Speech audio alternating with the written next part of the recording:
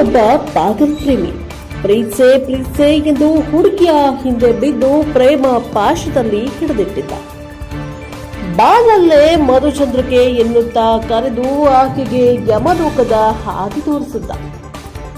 ನಂತರ ನಾನಲ್ಲ ಎನ್ನುತ್ತಾ ಕಾಲ ತಳ್ಳಿದವ ಕೊನೆಗೂ ಪೊಲೀಸರ ಅತಿಥಿಯಾಗಿದ್ದಾನೆ. ಬಾನಲ್ಲೇ ಮಧುಚಂದ್ರಿಕೆ ಎಂಬ ಸಿನಿಮಾ ಮಾದರಿಯಲ್ಲೇ ಮೇಘಾಲಯದಲ್ಲಿ ಗಂಡನ ಜೊತೆ ಮಧುಚಂದ್ರಕ್ಕೆ ತೆರಳಿದ್ದ ಪತ್ನಿಯು ಗಂಡನನ್ನ ಕೊಲೆ ಮಾಡಿ ಪ್ರಪಾತಕ್ಕೆ ಶವ ಹಾಕಿದ ಪ್ರಕರಣ ದೇಶಾದ್ಯಂತ ಸಂಚಲನ ಮೂಡಿಸಿದೆ.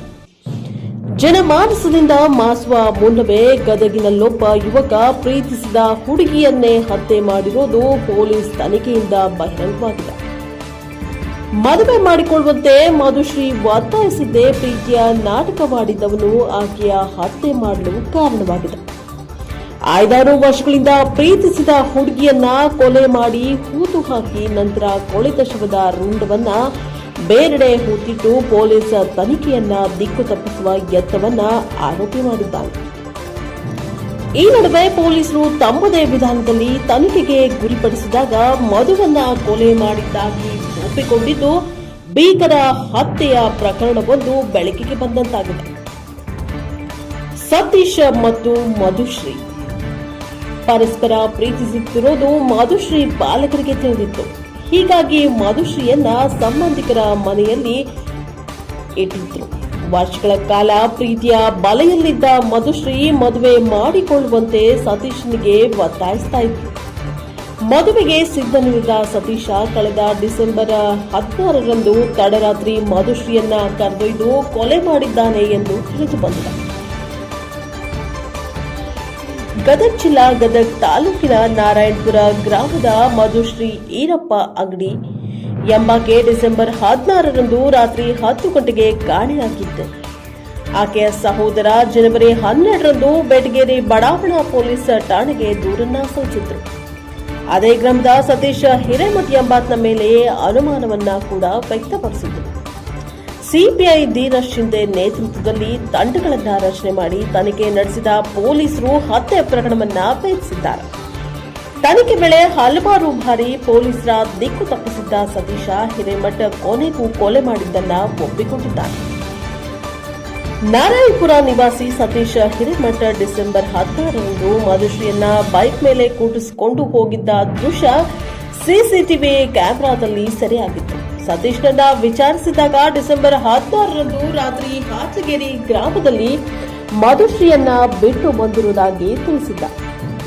ತನಿಖೆ ತೀವ್ರಗೊಳಿಸಿದಾಗ ಅಪಘಾತದಲ್ಲಿ ಮಧುಶ್ರೀ ತೀರಿಕೊಂಡಿದ್ದಾಳೆ. ಆಕೆಯನ್ನ ಸಮೀಪದ ಹಾಚಗೇರಿ ಗ್ರಾಮದ ಬಳಿಯ ಹಳ್ಳದಲ್ಲಿ ಹೂತು ಹಾಕಿದ್ದಾಗಿ ಹೇಳಿಕೆ ನೀಡಿದ್ದ. ಆದರೆ ಆತ ಹೇಳಿದ ಸ್ಥಳದಲ್ಲಿ ಶೋಧನೆ ನಡೆಸಿದಾಗ ಪೊಲೀಸರಿಗೆ ಯಾವುದೇ ಶವ ಸಿಕ್ಕಿರೋದಿಲ್ಲ. ಪೊಲೀಸರು ಸತೀಶ್ನ ಮೊಬೈಲ್ ನಂಬರ್ ಲೊಕೇಶನ್ನ ತಡಕಾಡಿದ್ರೂ ಪ್ರಯೋಜನವಾಗಿರಲಿಲ್ಲ. ಆದರೆ ಎಂತಹ ಆರೋಪಿ ಕೂಡ ಒಂದಾದ್ರೂ ಸಾಕ್ಷ್ಯವನ್ನ ಬಿಟ್ಟಿರ್ತಾನೆ ಎಂಬಂತೆ ಪೊಲೀಸರು ತನಿಖೆ ಮುಂದುವರೆಸಿದಾಗ ಸತೀಶ್ ಇನ್ನೊಂದು ಸಿಮ್ ಬಳಸುತ್ತಿದ್ದು ಸಿಡಿಆರ್ ತಂತ್ರಾಂಶದ ವಿಶ್ಲೇಷಣೆಯಲ್ಲಿ ಪತ್ತೆಯಾಗಿತ್ತು. ಆ ಸಿಮ್ ಕೂಡ ಡೆಡ್ ಆಗಿತ್ತು. ಆದರೆ ಮಧುಶ್ರೀ ಕೊಲೆಯಾದ ದಿನವೇ ಕಂಪನಿಯಿಂದ ಆ ಸಿಮ್ಗೆ ಮೆಸೇಜ್ ಬಂತು. ಆ ಮೆಸೇಜ್ ನಾರಾಯಣಪುರ ಗ್ರಾಮದ ಲೊಕೇಶನ್ ಅನ್ನ ತೋರಿಸ್ತಾ ಇತ್ತು. ಇದರ ಜಾಡು ಹಿಡಿದು ಸತೀಶ್ನನ್ನ ತಮ್ಮದೇ ವಿಧಾನದಲ್ಲಿ ಪೊಲೀಸರು ವಿಚಾರಣೆಗೆ ಗುರಿಪಡಿಸಿದಾಗ ಮಧುಶ್ರೀಯ ವೇಲಿನಿಂದಲೇ ಆಕೆಯ ಕತ್ತರಿಸಿ ಕೊಲೆ ಮಾಡಿರುವುದು, ಆಕೆಯ ಬಟ್ಟೆ ಹಾಗೂ ಚಪ್ಪಲಿಯನ್ನ ಸುಟ್ಟು ಹಾಕಿರುವುದಾಗಿ ಸತೀಶ್ ಒಪ್ಪಿಕೊಂಡಿದ್ದ. ಇನ್ನು ಕೊಲೆ ಮಾಡಿ ಶವ ಮುಚ್ಚಿ ಹಾಕಿದ್ದ ಸತೀಶ್ ಹಿರೇಮಠ ನಂತರವೂ 3-4 ದಿನಕ್ಕೊಮ್ಮೆ ತೆರಳಿ ಶವ ಹೂತಿಟ್ಟ ಸ್ಥಳದ ಮೇಲುಸ್ತುವಾರಿ ಮಾಡ್ತಾ ಇದ್ದಂತೆ. ಆತಂಕದಲ್ಲಿ ಭೂಮಿ ಮೇಲ್ಭಾಗದಲ್ಲೇ ಶವ ಹೂತಿಟ್ಟಿದ್ದರ ಪರಿಣಾಮ ನಾಯಿ ನರಿಗಳ ಎಳೆದಾಟದಿಂದ ಶವ ಹೊರಗಡೆ ಬಂದಿದೆ ಎನ್ನುವ ಆತಂಕ ಸಹಜವಾಗಿ ಆತನನ್ನ ಕಾಡಿತ್ತು. ಆತನ ಅನುಮಾನ ಕೂಡ ನಿಜವಾಗಿತ್ತು. ನಾಯಿ ನರಿ ಕಡಿತದಿಂದ ದೇಹದಿಂದ ಬೇರ್ಪಟ್ಟ ಭಾಗಗಳನ್ನ ಅನತಿ ದೂರದಲ್ಲೇ ಮತ್ತೊಮ್ಮೆ ಹೂತು ಹಾಕಿದ್ದ. ಕೆಲ ದಿನಗಳ ನಂತರ ನಾಯಿ ನರಿ ಕಡಿತದಿಂದ ದೇಹದಿಂದ ತಲೆಯು ಬೇರ್ಪಟ್ಟು ಭೂಮಿಯ ಮೇಲ್ಭಾಗಕ್ಕೆ ಬಂದಿತ್ತು. ಭಯಬಿದ್ದ ಸತೀಶ ಕೂಗಳತೆಯ ದೂರದಲ್ಲೇ ತಲೆಯನ್ನ ಪ್ರತ್ಯೇಕವಾಗಿ ಹೂತಿಟ್ಟಿದ್ದ. ಈವರೆಗೆ ಮಧುಶ್ರೀ ದೇಹದ ಕೆಲ ಅಂಗಾಂಗಗಳು ಮತ್ತು ತಲೆಬುರುಡೆ ಸಿಕ್ಕಿಲ್ಲ. ಹಿರಿಯ ಅಧಿಕಾರಿಗಳ ಮಾರ್ಗದರ್ಶನದಲ್ಲಿ ಪ್ರಕರಣವನ್ನ ಯಶಸ್ವಿಯಾಗಿ ಭೇದಿಸಿರುವ ಬೆಟಗೇರಿ ಬಡಾವಣೆ ಠಾಣೆ ಪೊಲೀಸರು ತಲೆಬುರುಡೆಗಾಗಿ ಶೋಧ ಮುಂದುವರೆಸಿದ್ದಾರೆ.